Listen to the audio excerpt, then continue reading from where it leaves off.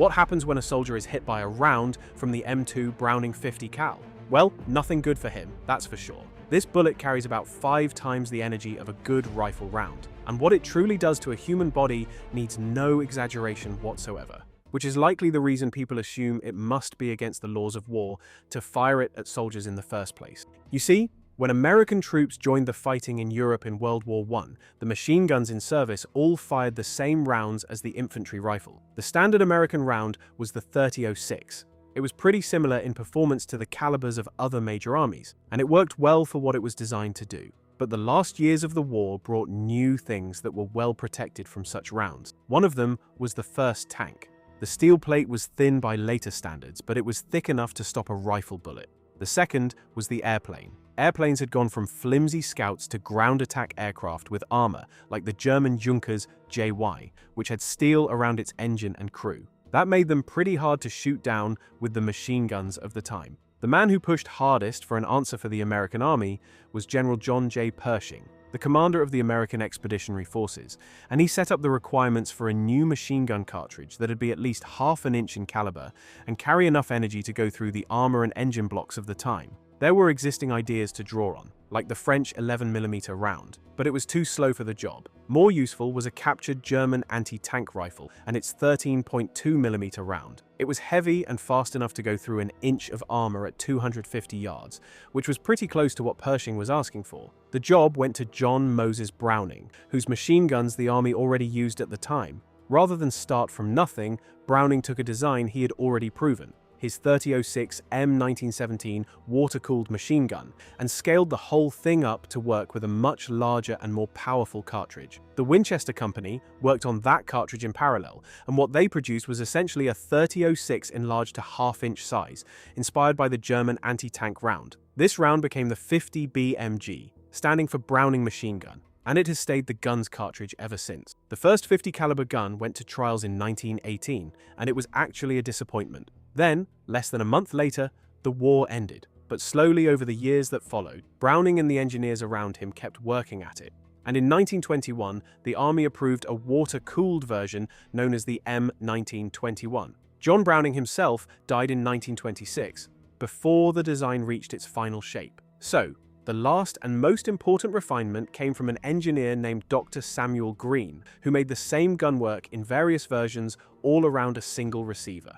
So just by changing the barrel and a few parts, it could be put into many different forms, like a water-cooled or air-cooled version for ground or naval anti-aircraft use, or mounted on fighters and bombers in the aircraft version, or on tanks and vehicles. That one flexible design was adopted in 1933 and given the name M2. The version that became the infantry standard, the M2HB, standing for heavy barrel, used a thick, heavy, air-cooled barrel in place of the water jacket. The water-cooled gun weighed around 120 pounds, while the heavy barrel air-cooled gun came down to about 84 pounds. By the mid-1930s, it had become the gun it still is today, almost identically. The one exception is the thing that could kill its operator, which for some reason was only changed 70 years after the gun entered service, but you'll hear that in a moment. Then, World War II came, and the M2 Browning earned its everlasting glory, and of course nicknames that stuck to this day, like Deuce, or simply known as the 50 caliber, or just the 50. Before we get into ground combat,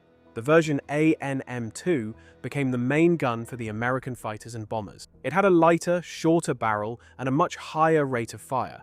Instead of the roughly 550 rounds per minute of a ground version, these had 800, later pushing to 1,200 rounds per minute in the ANM3 model. Keep in mind that this is the rate of fire the German MG42 became infamous for, but now with the 50 caliber round, which is just terrifying. Infantry on the ground used the 50s on tripods as a heavy support weapon, but mostly in defensive positions, since you couldn't really carry it in an attack.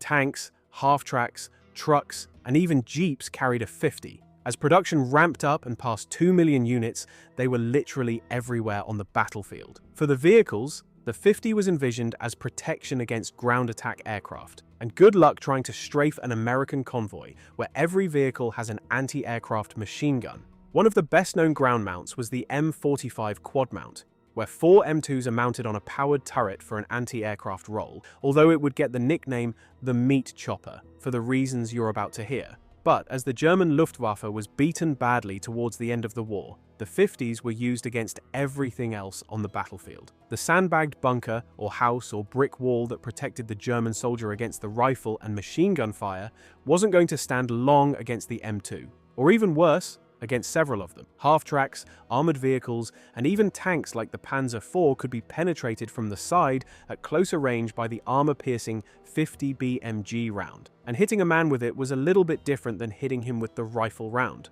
And when I say a little bit different, I mean that the round has about 5 times the energy of a standard rifle bullet of the time, which is, by the way, about 10 times more than the .556 round we have today. So, when a 50 BMG round hits flesh, something brutal happens. Tissue is mostly water, and a projectile moving this fast and this heavy dumps a huge amount of energy into it very quickly. That energy throws the surrounding tissue violently outward, forming what is called a temporary cavity that's blown open around the bullet's path and then collapses. With the 50, the temporary cavity can be larger than a human torso, which means the destruction extends well beyond whatever the bullet directly touches. Organs and blood vessels that the bullet never came near can be torn by the stretch, so the result on the body is catastrophic. A hit to the torso is very rarely survivable. A hit to a limb usually meant losing that limb if it struck the bone, because the bone would shatter into many small pieces. Pretty difficult to then put back into their original shape.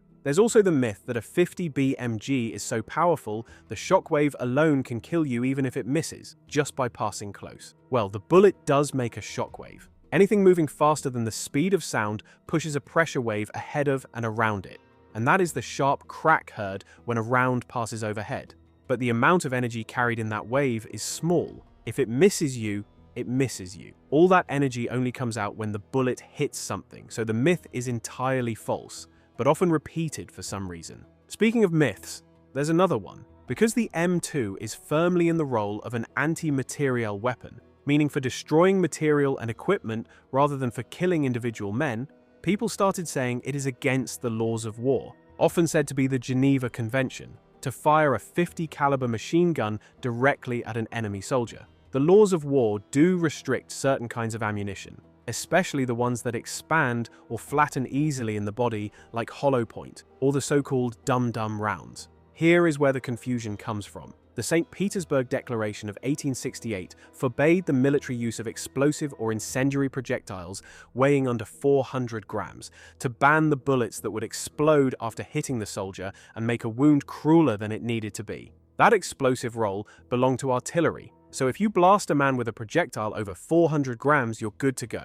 Now, the World War II 50 BMG ammunition started with the Ball M2, which was the plain full metal jacket round. Nothing special about it. The APM2 was the armor-piercing one with a hardened steel core, also pretty straightforward. But then there was the Incendiary M1 with a light blue tip, which had about 2.2 grams of incendiary mix that flashed on impact and was used for setting fuel on fire when shooting at targets like aircraft or vehicles. And there were also tracers, which had a burning compound in the base of the bullet, so the gunner could see where his fire was going and adjust if needed. And if you wanted to shoot down an aircraft, for example, you'd want all the features of these different rounds. So what they did in 1943 was to make the API M8 armor-piercing incendiary that had an armor-piercing core with a small incendiary charge in the nose. The M20 APIT, meaning armor-piercing incendiary tracer, added a tracer element to the same idea. A bigger, pure incendiary M23 showed up as well at the end of World War II,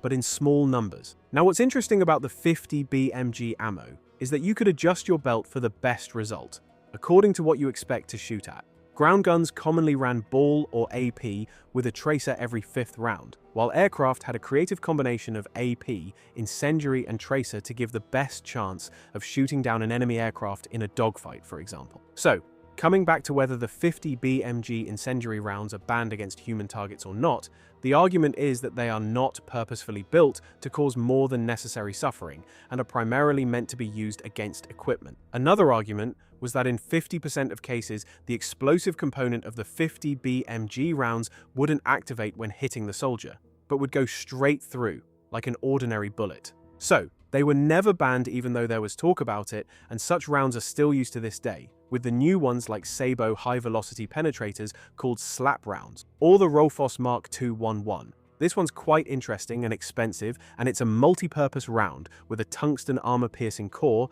plus explosive and incendiary components, making the 50 BMG round effective almost like a 20mm shell. But it's mostly used with the Barrett 50 BMG anti-material rifle, which was created around Browning's caliber after guys like Carlos Hathcock showed how effective the round could be in a long-range precision role. You've surely heard about his infamous record kill at 2,500 yards with a scoped M2. That kill later inspired Ronnie Barrett to create his rifle in this caliber, which we'll talk about in one of the next videos. And as for the M2 machine gun, there were two things that, if gotten wrong, could horribly injure or even kill a soldier firing it: headspace and timing. If you were in the military and got training on the M2, you're probably now getting a flashback hearing these two words. But for those of you who didn't have the privilege to fire the 50, headspace is the distance between the face of the bolt and the base of the cartridge case when it's fully seated in the chamber. Timing is the adjustment that makes the gun fire only when the recoiling parts are in the correct position. In plain words, headspace is how tightly the bolt closes behind the cartridge, and timing is what lets the gun fire only when everything is locked up where it should be. Get either of these wrong and your gun might explode in your face. Now, why were these things created in such a potentially deadly way for the soldier firing the gun? Well, it was a deliberate trade-off during wartime production, which simply couldn't make every gun and every barrel identical. Plus, the barrels wear and change dimensions with use. So, instead of demanding impossible precision, Browning's design let the crew screw any barrel in and then fine-tune it by hand to work with their gun, using a special headspace and timing gauge. This solved that problem, but what if you had to swap your overheated barrel during an intense firefight? Well, nothing. You'd swap the barrels and pray to God that the same setup from the previous barrel would also work with the next one. If it didn't, the cartridge would fire without being fully enclosed and blow the fragments of the case back into the gunner's face. However, because the gun itself worked so well and was so effective in combat, no one really bothered to solve this issue for about 70 years. Only when the American military finally tried to replace the old World War I machine gun design with something better, and realized that there was nothing better, would they solve the problem. The M2A1 version is the modernized 50, with a quick change barrel and fixed headspace and timing. That means they use better quality material that would resist wear over time, so every barrel would work with every receiver just the same. You swap the barrels and don't worry about the gun blowing up in your face. Other than that and the flash hider, the M2 is pretty much the same thing that Browning and his engineers created almost 100 years ago, still in use without any sign it's heading for retirement anytime soon.